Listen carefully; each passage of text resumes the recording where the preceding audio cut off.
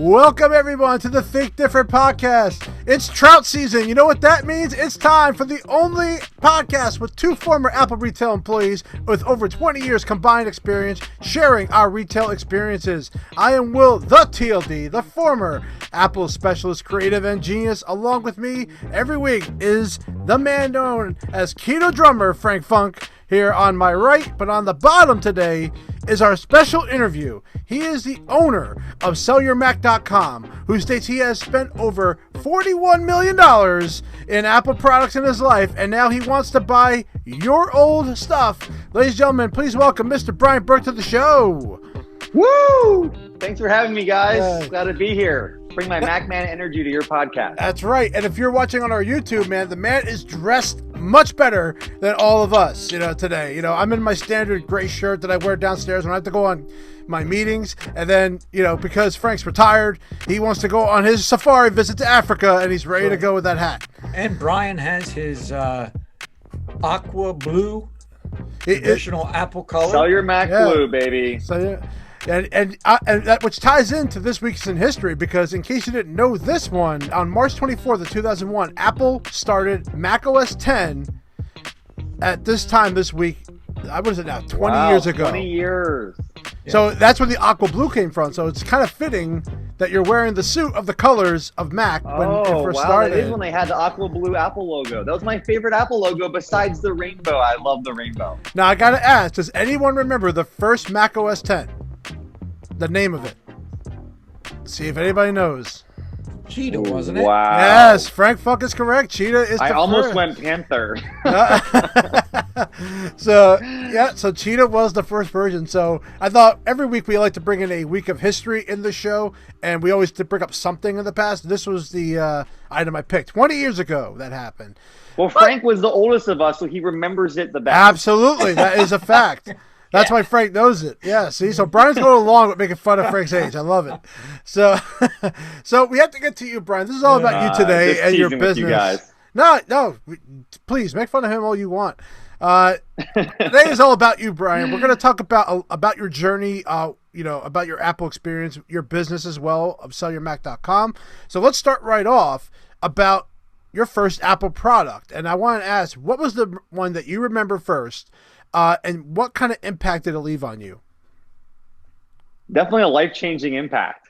I got my first Apple product in third grade, and it was a Performa Mac. And that kind of set me on the journey to wanting to learn a lot about Apple products. And I really dove in. I had a computer teacher at the time. I was his first student after he left his other consulting role to come teach people how to use Apple products at their home. So I was really learning with him on a weekly basis and caught up quickly on how to use an Apple computer. And within another year, I was basically teaching the computer class at my school because the teacher didn't know that much about computers. So my knowledge, went from 0 to 100, pretty quickly, and my passion did too. And I've kind of kept that passion up my entire life, and that ultimately led me to start this business. So you were in third grade. By that time, I think I had about 25 years at the former company I was with. What year was that? Oh, so how old are you in third grade? You're about nine years old, so probably about 92. 92, yeah. Okay, I started with my former firm in 1974. Wow. There you go. So so what was your first Apple product then? My first Apple product, I actually bought that for my daughter.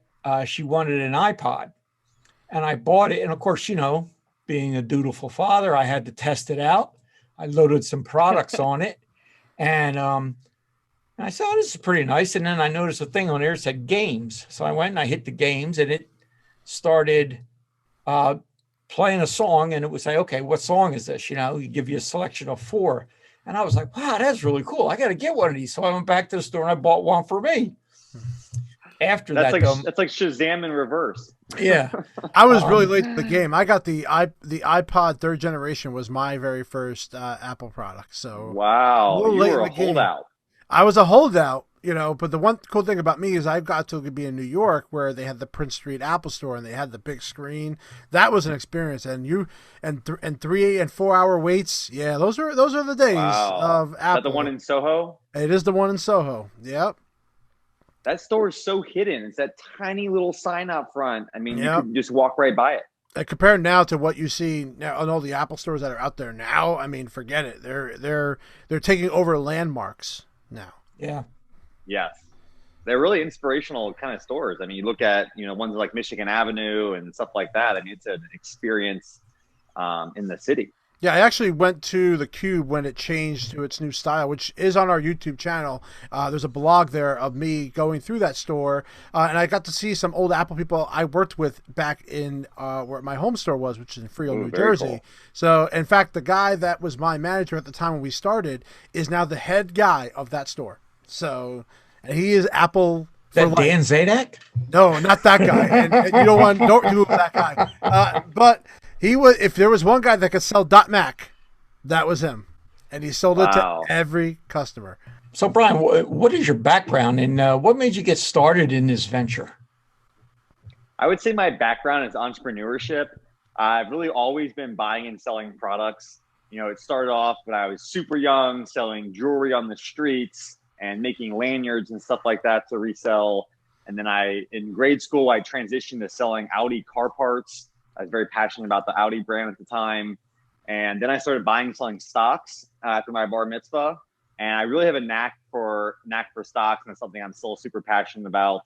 I started buying Apple under $1, split adjusted. So it's been a good ride on the Apple. And then in college, I really started doing electronics. And this kind of came from a need that I saw that my friends were simply too lazy to resell their own products. And I wanted to hustle to get them sold and make money to, go enjoy the nightlife down in New Orleans. So I was, selling their products on commission, had a really good knack for eBay. And then that transitioned to buying and selling more products when I graduated. And I kind of just grew their business organically from there. Is that where you're located, in New Orleans? Just for college. I'm in Cincinnati right now. Oh, okay. I visited. Now, what year were you in college? 2002. Oh, okay. I visited New Orleans in 1995 for CA convention. You remember CA, Computer Associates? I have not been to that one. Frank, we're not as old as you. I just want you to make that aware. Yeah, well, okay. That New Orleans is a crazy town. Oh, it's a lot of fun. If you go for Mardi Gras, I hope you get back. I haven't been, but now that I have a child, I don't see myself going anymore on that. But we have to talk about your website, which is SellYourMac.com, and I have to ask, what made you decide to start that site?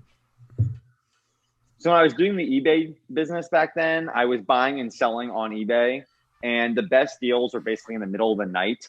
And I realized that it was not a life-sustainable decision to stay up all night and all day buying and selling Apple products. So I created SellYourMac.com to be my inbound sales channel, and kind of quickly grew that through a lot of SEO efforts. We've done a lot of content creation on there to bring people to the site. And if you search for different terms like where to sell my Mac or how do I sell my MacBook Pro, we should be number one in the world on Google.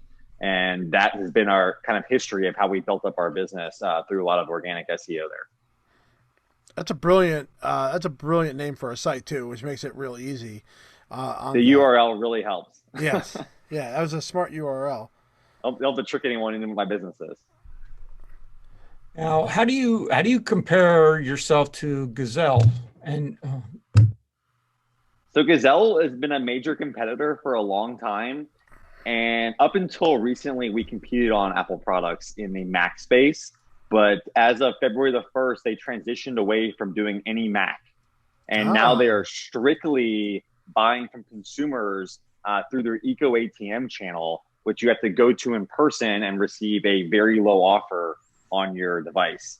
But at those stations, you can only resell an iPhone or an iPad, iPod, stuff like that, along with all the Samsung gear. So the biggest differentiators from us are that we don't do any Samsung. We are 100% Apple focused, and we'll give you the best value on your Mac products. And you simply can't go to Gazelle anymore.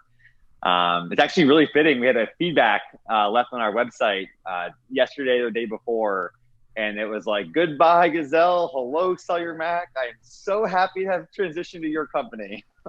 That's interesting. I didn't even know that, even when I wrote that question. So that's very interesting. What would you say is your biggest competitor as far as like, if you were to go from, if someone's trying to look up your term and they see this other site, what is the reason that SellYourMac should be your way to go? I'd say our biggest competitor is probably Apple, even though they don't do it themselves. They use a third party called Phobio.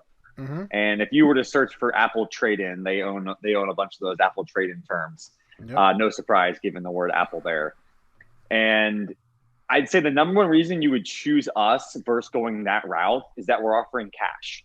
Right. And, we're going to pay you on PayPal or check versus Apple would only pay you with a credit. And also the timeline. If you're going to go through their service, it could be anywhere from 2 to 4 weeks. And you also could have your product rejected the last moment and not even have a chance to really talk to the customer service. So if there was any issue, for instance, if you sent your product in and it was damaged and you'd quoted it as like new, we would simply email you and say, here's a picture of how we received it, and this is the only reason we need to adjust your offer because it wasn't as described. Versus they would just simply send it back to you without much interaction there. So the combination of speed, service, and cash are the reasons that I would pick our business. Okay, so I have a couple questions for you. Now, one, just off of that, when you said PayPal, I'm not a big fan of PayPal. What happened to Apple Pay and Apple Cash? Apple Pay is not very friendly from a business standpoint to be able to integrate with APIs and to be able to do mass payments. And when we're sending out payments to 100 plus people every day, we have to make it easy on ourselves. If someone needed a payment a certain way, we're usually willing to go to extra lengths to get it done. But most people have been fine with PayPal or check. Okay. All right. Now I have another one. And no fees for the customer, by the way. You're not going to get any PayPal fees. It's 100% free on your end. Okay. Do you purchase older Apple products as collectibles, such as the iBooks special editions, Power Mac G4 Cube? I'm surprised you don't have a cube, sir. I would expect you to have a cube.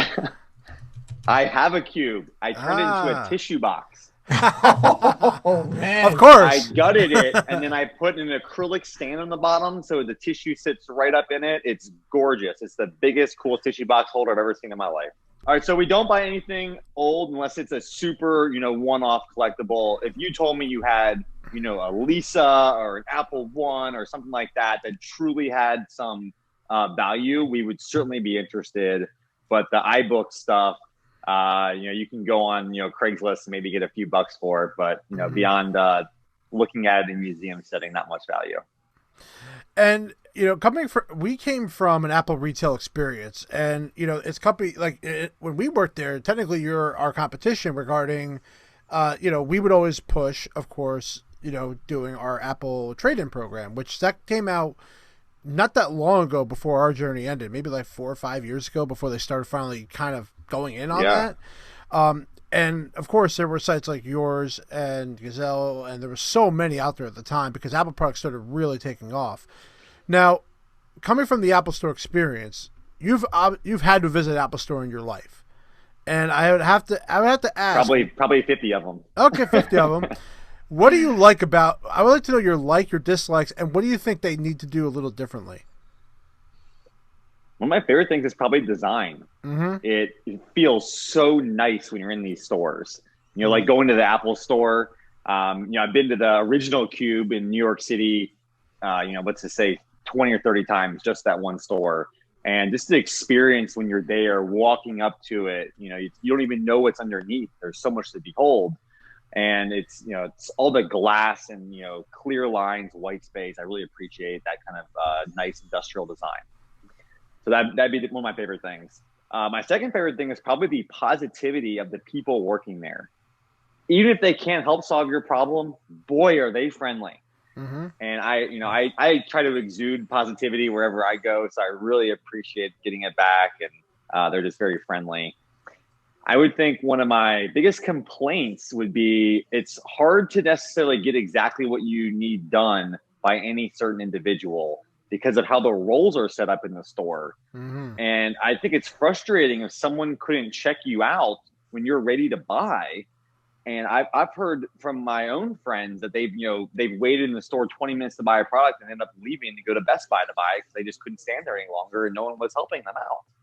And I think they've made some of those changes just more recently that more people can check you out on their remote devices. But a couple of years ago, that really wasn't the case. Yeah, to piggyback off that, with what he's talking about is everyone wears the same shirt in the store. Where back when we first started going, there were different shirts that represent different things. So you kind of get the idea who's that. Apple changed that around and decided to go everyone wears the same thing. And it really did confuse people, especially now that our goal is to navigate you to the right person in the store. Now, that's what Apple wanted us to do. Yep. But not everyone's skilled to do that right away. So now you'll see 3 or 4 people at the front of, like, either you go down steps, an elevator, the store, and they're asking you what you're here for, and they'll get you to the right person now. Where back then it was like there was maybe one person at the front or one person for Genius check-ins, and you didn't know where to go, and you still don't because there's no signs. So you have to, I still like the idea of the color scheme, and I like the idea they brought back the lanyards this year. Obviously, COVID had a lot to do with that. I like the lanyards. I love the lanyards now with the Memoji now. It's very new Apple. It's like going back to the old style of the lanyard, but now including the Memoji in there, which I like. And we love emojis. Look at your artwork you're doing on your podcast. Yeah, I mean, honestly, it would cause too much work to try to get myself to do a picture of myself pointing at a HomePod saying RIP or something, and I'd rather just do the Memoji because there's always an expression for any mood you could figure out, So that's what I like about that. But honestly, my favorite one are the celebrating emoji and the one in front of the Mac. Yeah, I like the one in front of the Mac. That was like perfect. And we spoofed that when they did their announcement back in the summer. Me and Frank had our spoof on that. Yeah. I went to your website, and who designed your webpage? I find it was extremely easy to navigate and obtain information about a product and to get back a price. I mean, inside of, I don't know, 30 seconds, I had. Yay, 30 seconds. Back. That's fast. I mean, it was, I was really surprised. I mean, it was just, put in your serial number and blah, blah, blah, and there you go. I mean, we aim for speed and ease of use, so I'm glad to hear it. Yeah. Now, did you design our that? 4th overall iteration now. I didn't do the actual coding or physical design work. We have a partner that's local. He's not an actual SellYourMac team member, but he's been with us since the start and did the original website design and original SEO on the website there. And yeah, I definitely appreciate hearing that it's easy to navigate. We try to make it super clear. If you enter your serial number or the order number in there, basically give you an instant quote. And you just basically select, the cosmetic condition and that it's working and you're good to go. Yeah. I mean, there were like 4 questions, and you could, it comes when you put the serial number in, came back with the specs, and you could adjust any of those. I had increased the memory in my iMac. I changed it to 16 gig, and that was it. And I recommend more RAM is good. Yeah. Yeah. So after you did that, if you put your information in and you submitted the quote, you'd have an instantaneous FedEx label in your hands, and you could print that off and ship it to us that day. Wow. Very nice. It was an excellent site. I mean, and if you need a box for that iMac that you have there, we'll send you a custom box to make sure it arrives safely. It's free of charge. So you've covered all the bases to make it really extremely easy for the person to sell you their product. Now, what do you do with them? I mean, other than you give them the once over? Do you go through them, make sure everything's... Absolutely. Well, the first thing we're going to do, Frank, is we're going to wipe your data. Even if you've done it already, we're going to re-wipe it and make sure it's, nothing left on there from our clients. And we'll even go to crazy lengths. If you sent it in and it didn't power on, we'll take out the drive, we'll wipe it in the caddy. If that doesn't work, we'll smash it or shred it. So beyond that, we're going to do a full battery of tests, anywhere from 30 to 60 different things we're going to test depending on what kind of product it is. And, beyond that, we're going to physically clean it and then put it on one of our websites for sale. If it's on our e-commerce site, it's renewedmax.com. And we also list things on eBay, and we have some other third-party channels on there. But basically anywhere that someone's looking online, we want them to be able to find us to buy their next Apple product. Yeah, honestly, I went to renewmax.com and I actually checked out some of your pricing. Very fair on the pricing. I bought a guy locally a mid 2012 13-inch new battery. He put a SSD in there for me. It was like $400. It was like a tremendous deal for that, because unfortunately Apple's getting rid of a lot of these old 32-bit things, and because I'm also a video editor, I also need the old version of Adobe Encore, which hasn't been upgraded since CS6.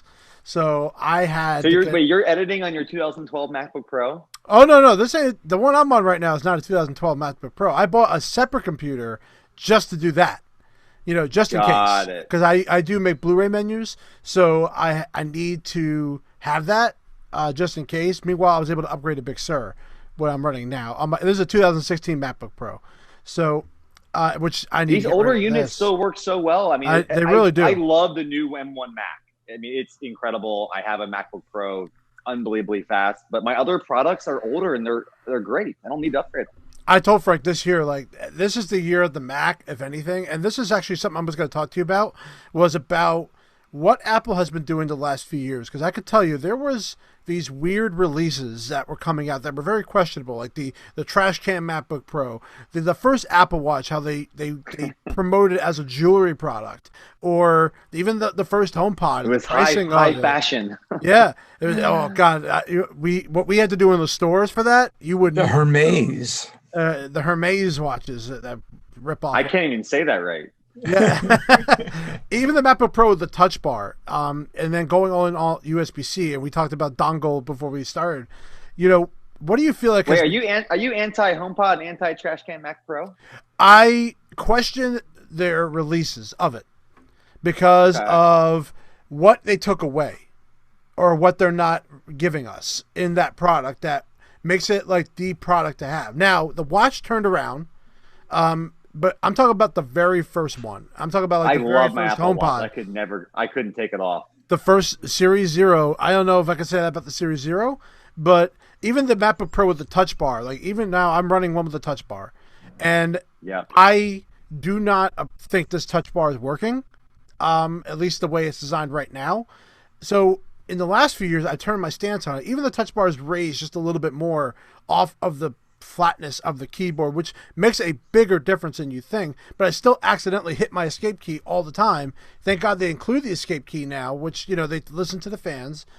And that's my question to you is, do you think there was a bunch of years where Apple was not really listening? They were just putting out whatever they wanted, but they weren't ready to go, or they weren't ready for the market? And do you think there's a difference you feel in the last few years? I would say I think Apple always has a strategy. So even if we don't think it was the right computer for us, it might have been on purpose that they didn't give us all the ports we wanted. And now this new Mac's going to come out in, 3 to 8 months before the end of the year, and they're going to have all the ports back, and everyone's going to jump on it like crazy. But there could be something with that. That's my point, was that, with the first Apple Watch, it was slow as hell, and two, it was treated took a minute to launch an app. It treated like a jewelry product, and it really wasn't until about the third and fourth generation they really got the idea behind it, and they realized, oh my god, this is much more of a fitness product, more so than it is a jewelry product, and more so for health reasons, and that's when they really made the difference. Even with the there he is. I'm not wearing mine. I don't wear mine when I work on work. I was took it off. I don't need it. I don't need it all the time.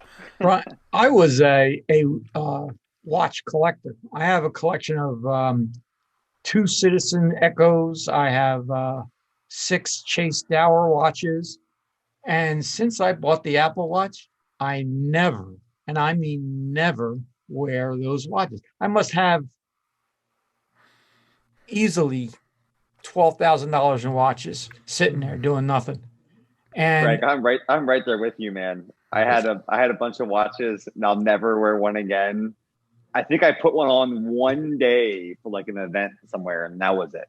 Yeah, it's like when I don't have my Apple Watch on, it's like I feel like I'm missing something. Yeah. It's like it's not tracking my steps, or it's not doing this, or it's not doing. I agree. I want those points, man. You got to make your circles happen every day. That's right. Yeah, that's it. Apple tricked us into wanting that, and I like it.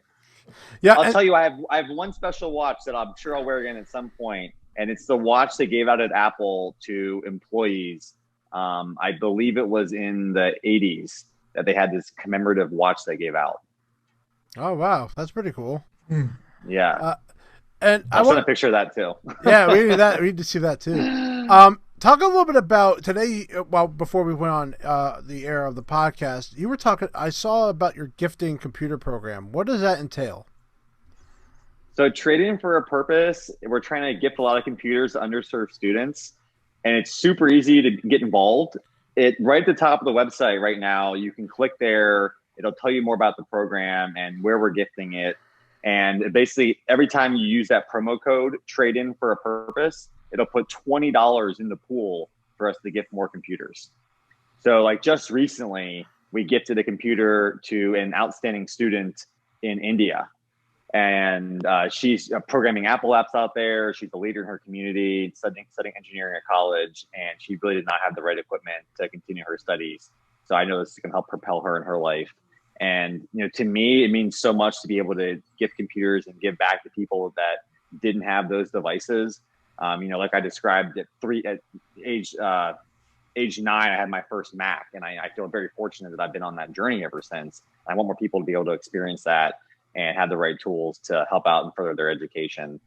One of the biggest things that we're doing locally is working with a group called Cincinnati Youth Collaborative, and they have a group of outstanding students every year that they've handpicked that are transitioning from high school to college. And I've gifted each one of those students a computer every year. Wow. Very good. That's really awesome. You'd be commended for that, Brian. That's very good. I appreciate it. It means a lot to me. I posted a video the other day. I was crying talking about it. So, does Apple ever reach out to you about anything? Like, have you ever had any communication with Apple corporate or anything like that you could share? I'm sure you have. Not a lot. I've had a couple calls, but they like us. Okay, the calls that we've had, were so no cease and desist letters. Yeah, I have not got a cease and desist. We've had a conversation. No, but Apple and I are good. They said they like the circular economy. They appreciate all the companies in the buyback e-commerce space that are kind of fueling the growth for new Macs. Yeah. And this was, when I talked to them, this was before they even had a trade-in program. So they were basically relying on us to help fulfill the cashback needs for these customers to buy something new, because we know Apple products are pretty expensive.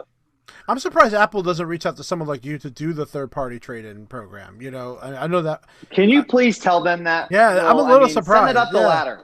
I am so ready to. I don't work there anymore, so I don't know how much give I got.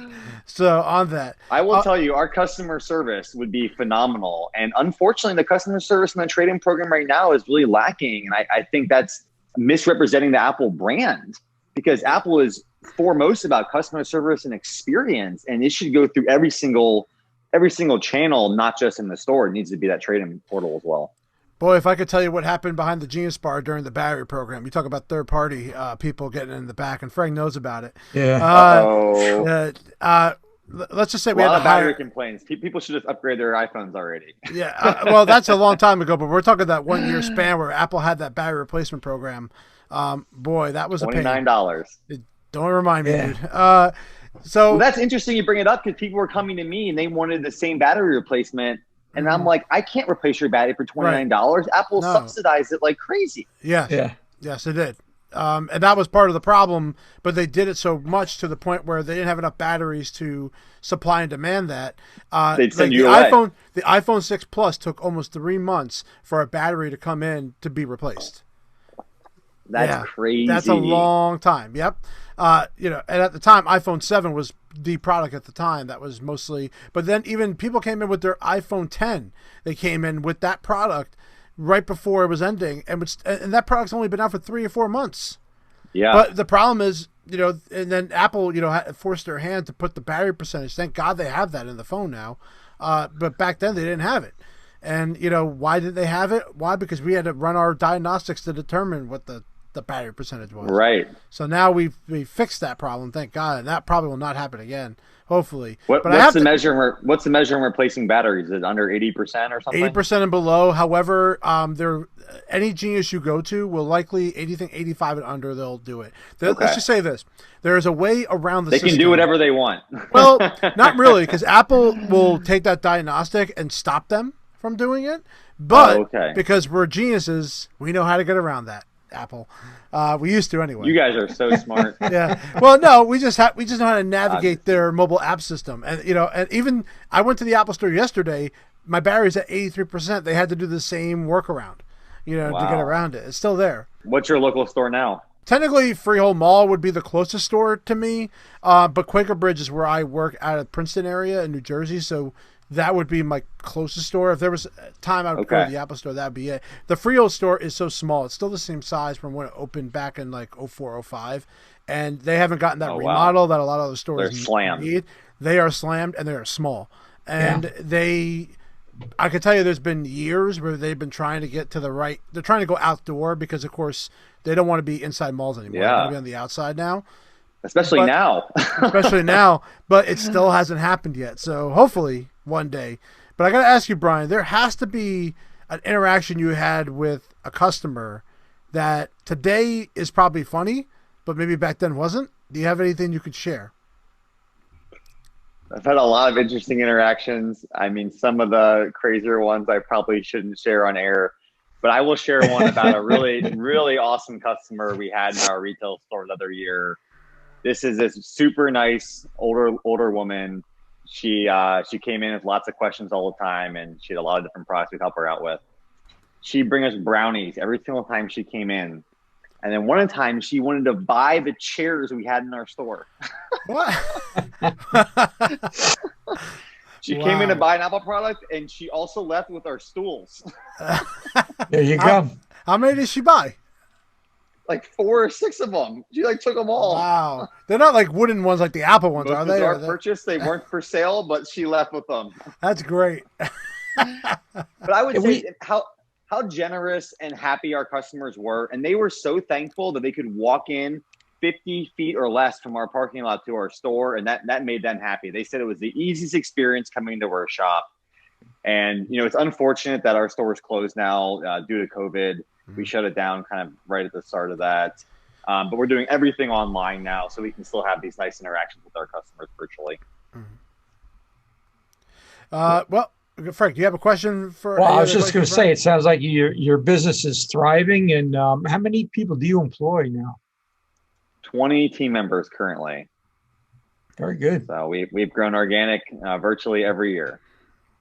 And I got now, Brian, it's your chance. You're talking to 2 former Apple retail employees. What do you have for us? Anything that you're interested about the Apple, our experience working at Apple for so long, any question you could think of for us? Because it's always the interviewer getting interviewed, but they never get to push it back on the hosts. So do you have anything for us? I was going to ask you, why couldn't anyone check me out at the Apple store? Because I want everyone just to take my money when I get there. Why do they have that barrier?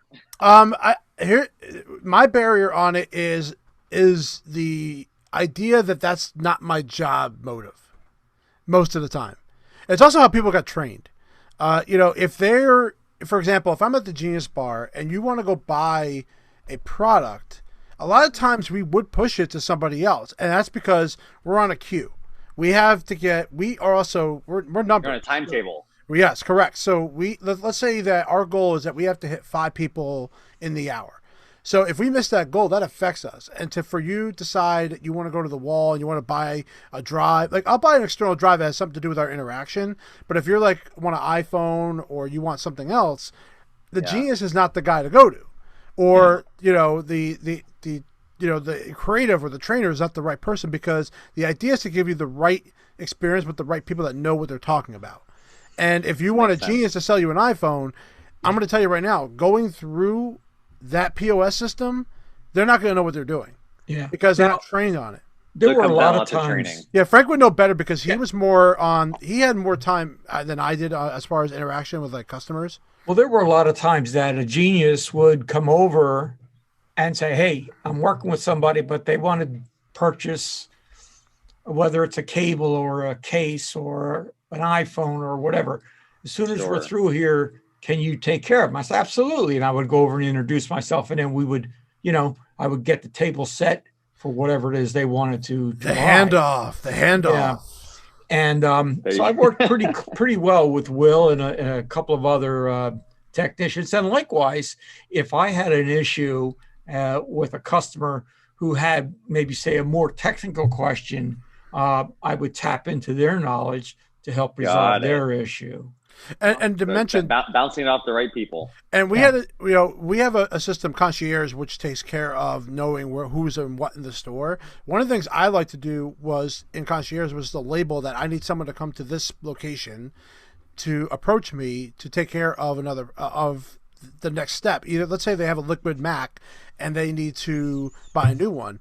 That would be something I would put in Concierge. They would come over to me, and then they would take over the interaction based on what the need is. But one thing I will tell you is they're very big on putting people in spots now, and we approach them because there's more customers than there are employees. Yes. That's always the case. They say, go wait by that table over there. Right. And the reason why we do that is because we have a system in place here's the thing I like to say. The Apple Store is like a magic trick. You don't know how it's done, but it's done. Because we put you in a spot. Yeah, because we have the systems in place that you can't see, that you're not supposed to see, which I've shared one of them already with Concierge. But, that was... It's supposed to feel like magic? It's supposed to feel like that like a lot of times they're like, how did you know I was here? That alone is like a I don't know what it is, but people are impressed by that. Like, how did you know I was here? How did you, it's like, that's how good it is. So, all right, my next question is, who do you know that works at Apple Park that I can eat lunch with? Tim Cook. Yeah. Tim Cook doesn't take my calls. Yeah. It's funny. I went to Apple Campus 2 different times right before Apple Park. Apple Park was being built right when I was there the last time with Apple Genius. But I will tell you, I'm going to share this with you, Brian, that I got to see Steve Jobs while I was at my first visit as a creative. And he was sitting there with Johnny Ive. He didn't fire you on the spot? No, I didn't even approach him. But I went with my group of people I was with, and we saw him. But he was also in the state where we knew he was in bad health. You could see in his condition. Yeah. But the idea, I'll never forget that as long as I live, that I got to pass by those two, and you could just feel the aura coming off them, and I was like, wow. Not to mention that Apple paid for me to come out to that campus and to learn twice.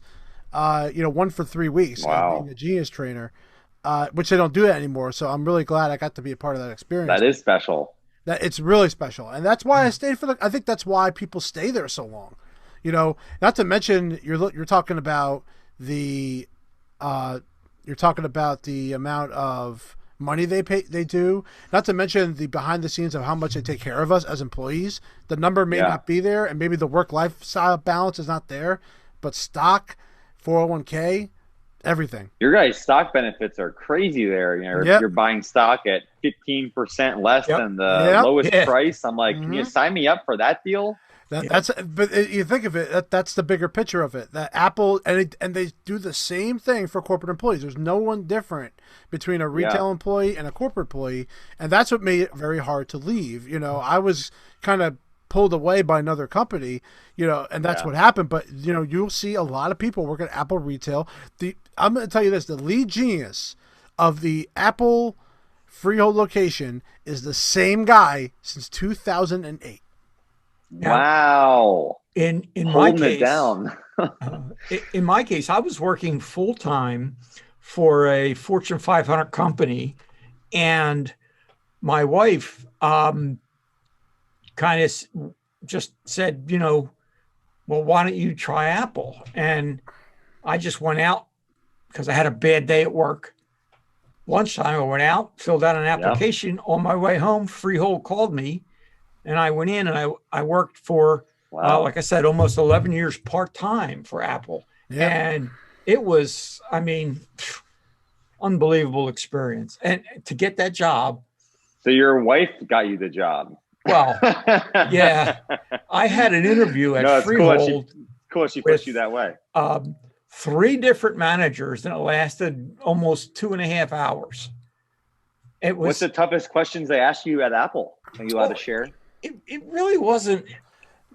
They didn't ask anything technical about do you know about the products? It was all about, how you talk to somebody. Confirmation. Are you a people person? Yeah. Yeah. That's the key. It's Are you knowing, passionate for people? Yep. Yeah. It's different about the product is not as important as, the interaction. That's why you say, that's why I asked you, what is one of the things you like about the Apple Store? And one of the things you said were the people that work there because they're in a good mood. And I can tell you, I have been in Apple stores where people got hired that should not have been hired there. And I've been a part of the hiring process because one of the things that they like to do was have us look at some of the people who are interviewing. So they would have a group of 20 people. That's good. Split them off into groups. And I would tell them, talk to me about the feature and the benefit of this pencil. And that was their goal, was to talk to me about that. Yeah. The one guy that I remember I helped stayed with that company for over 10 years at a different Apple store. And because, because of my recommendation that I went, the managers didn't see all the people.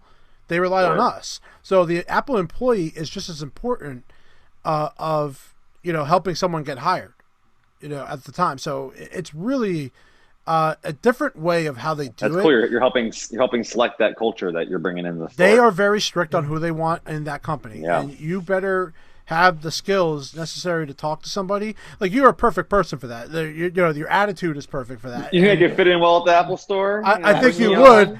I think absolutely. I think I could tell just by looking at a person if they go to an Apple store. My wife, even let me. She can't be at an Apple store. Okay. Yeah. I really want an @apple.com email address. So it's can I get think I can get a part-time job there? Would they let me do that with? You know what? My idea, just like Frank, go part-time for the end of your career and retire there. Listen, when I was with this Fortune 500 company, I had one of the managers come up to me and ask me, why are you working for Apple? And I said, well, let me put it to you this way. I go to a company and I work for maybe 5-6 hours or about 4.5-5 hours a night. And I said, I talk to people about the things I like and the things that they want to know about. And I get all these benefits and they pay me. What's not to like? I talk about Apple. I love Apple. Yeah, right. Exactly. Love that discount too. That's I got $1,000 off a computer one time just because of the percentage that we get off plus the $500 we used to get. Wow. Yeah. So that is a good deal. You can't beat it. Sorry, SellMyMac.com might not be able to beat that deal, but no, I can't beat that. That's epic. So I Brian, got no deals. Well, Brian, I would be happy to offer your listeners a special bonus or discount. I could do a think different promo code for you guys and your listeners. You know what? We would appreciate that. Terrific. So go to SellYourMac.com. We're going to have it in our posting of this episode. You can get a special link from Brian with a discount to SellYourMac.com. We really do appreciate you coming on, Brian, for this episode. It's been great to talk to somebody outside of talking to someone outside of the Apple retail experience, but someone who love your guys' Apple energy. Oh, we worked there. How can you not tell we were Apple employees? Yeah, I'm feeling it. I could tell more if I saw your 10-year Apple plaque, but it's nowhere to be seen. Okay, yeah. Well, I'm sorry. We'll have you back next time. Yeah, next time. Follow up. How about this? At the end of the episode on YouTube, I'm going to take a picture. I'll put that right on the episode, which that means you are forced to watch the entire episode to see my Apple plaque. I love it. So, also, we will tap in with the tissue box at the end. Oh, yes. The G4 tissue box. Yes, so enjoy the tissue boxes and the plaques, ladies and gentlemen. We want to thank you for this episode of the Think Different podcast. Thank you very much, Brian, for coming on. Frank, unfortunately, I will see you in the next episode, and we love every single one of you. Peace out, man. Cheers, guys.